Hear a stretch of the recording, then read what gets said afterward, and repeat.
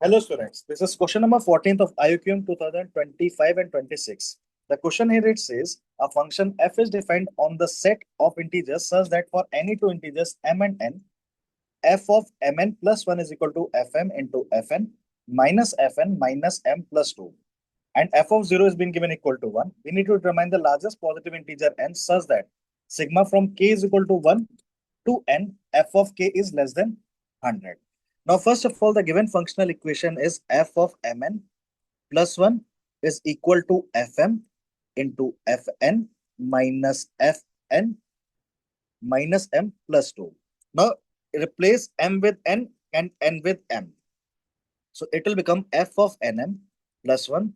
This has been equal to f of n into f of m minus f of m minus n plus 2. Now, take the difference of these two. So this will become 0, which will be equal to minus fn plus fm minus m plus n and plus 0. So from here, I can write that f of m minus m is being equal to f of n minus n. And I can call this will being equal to x. So from here, I can write that f of n or f of m minus n, this being equal to lambda.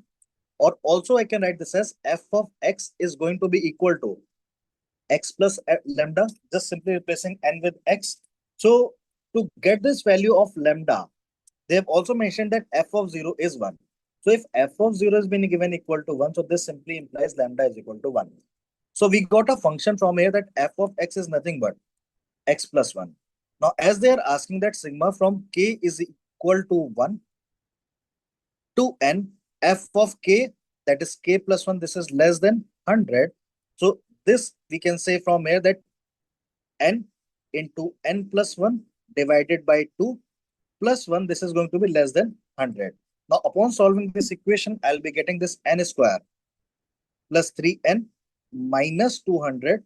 This is going to be less than 0. So I'll be getting a interval of n from here, and that interval will be approximately that n is going to belong from minus 15.7 something to 12.721 something.